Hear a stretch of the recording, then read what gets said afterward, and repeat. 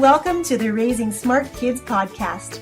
I'm your host, Yang Pratt, and each week we'll explore ways in which the arts can help you raise a smarter kid. I'll be sharing ways the arts can propel your child's learning and interviewing top artists, educators, and entrepreneurs. These guests will share why the arts are so very important to your child, along with actionable ideas you can easily implement into your already busy schedule. Make sure you subscribe to the podcast here on iTunes and share us with a friend. For extra tips on raising smart kids, head on over to artsmartparenting.com and click on the Live tab. Welcome back to the Raising Smart Kids podcast. I'm Yang Pratt, your partner in raising smarter kids through the arts, and I am so glad you're here with me today. Today's podcast is called, Is My Child Normal? And this is a topic that is very near and dear to my heart.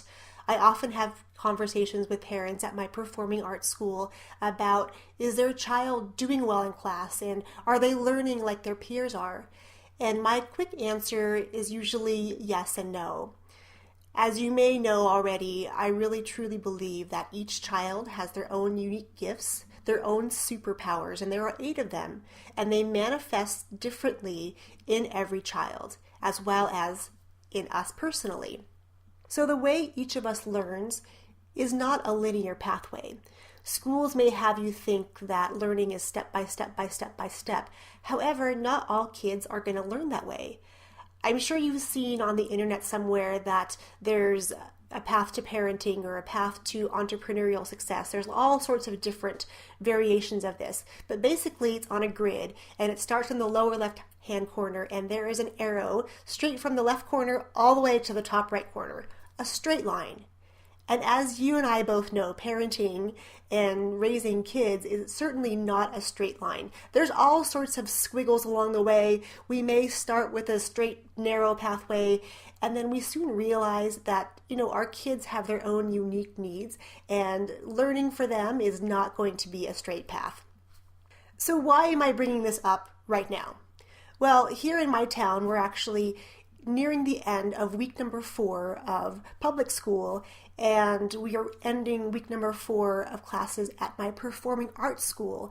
And there are a lot of questions I get from parents who are nervous that their kids are not learning like the other kids, and I want to address those concerns today and let you know first and foremost that yes, your child is their own normal. Each of us has our own normal, and it's okay if your child learns in a different way or their path is a little longer or a little shorter to success.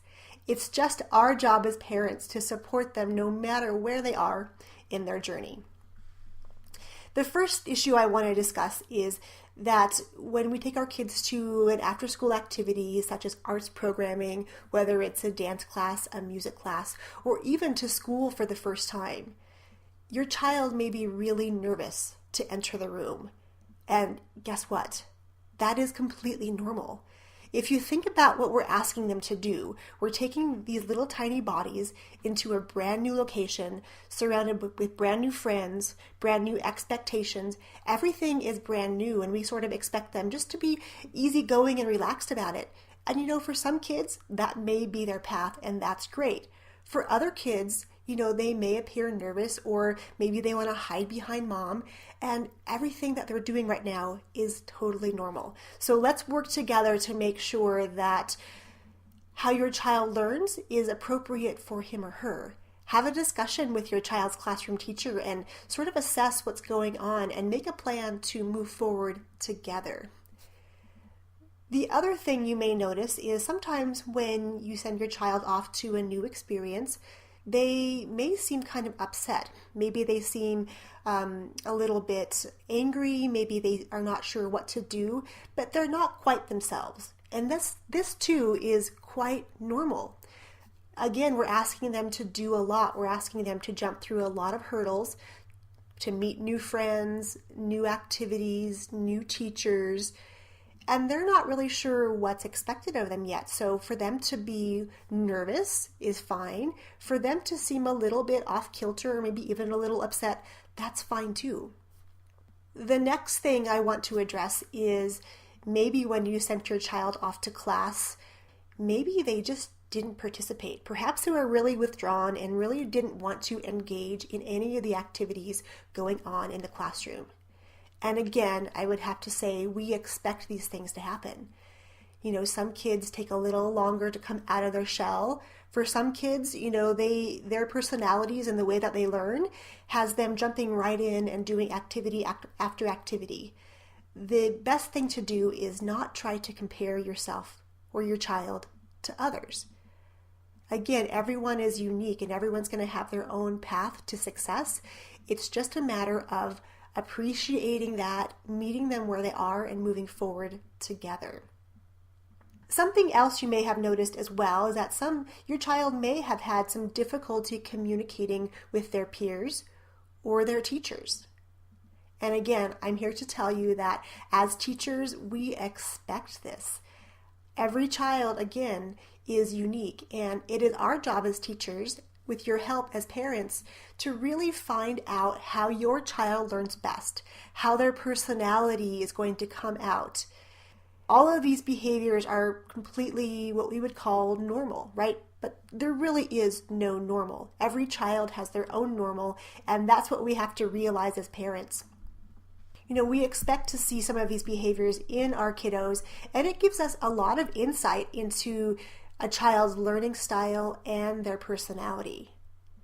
Our job as teachers is to make sure your child finds his or her way in their arts experience with us or at school.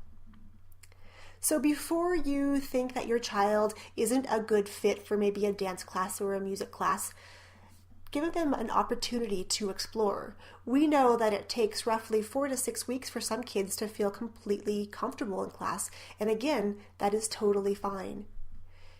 If there are concerns about children not participating in classes, having a discussion with the teacher is going to be your best game plan. Figure out the best strategy for your child to encourage them to engage more, to ask them questions, to really get their interest higher in what they're doing. And one other important step for parents to understand is that, when we feel anxious for our child, if we're bringing them to their dance class and they're cowered behind us or they're gripping on, with the death grip around us, if they sense that you're anxious or you're nervous or you're stressed out, they're absolutely going to pick up on that. So we need to remember to take some deep breaths. Helping them to calm their anxiety will help us calm ours as well, but that's going to go a long way in helping your child know that it's okay. Wherever they are today is okay. All we can do is move forward from here. In my Arts Academy, we always talk about being better than yesterday. If you today are doing something better than yesterday, that's progress, no matter how big or how small. Maybe your child walked into their first music lesson alone. Perhaps you didn't have to sit next to them when they were doing their first dance class. All of these little steps are milestones and stepping stones for them to achieve greater, bigger things in life. So today I'm here to tell you that your child is completely normal. Their learning pathway is going to take its own unique twists and turns along the way, and that is absolutely okay. All I ask, again, is that you encourage your child, you acknowledge what they're doing, you acknowledge their bravery. It takes a whole lot of courage and bravery to step out into the world and make yourself vulnerable to learn something new. We think these little kids that come into our lives, they're so malleable, but we have to realize we're asking them to do a lot.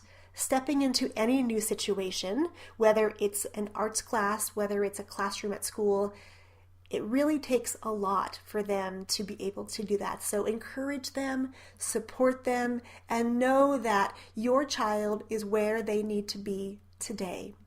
All right, my friends, I will catch you next week. Thanks for tuning in to the Raising Smart Kids podcast.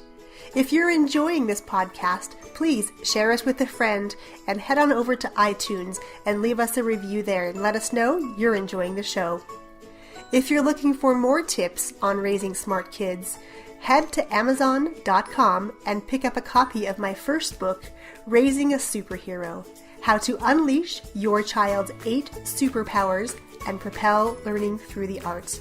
Thanks for allowing me to be your guide on this parenting adventure, and I look forward to catching you next time.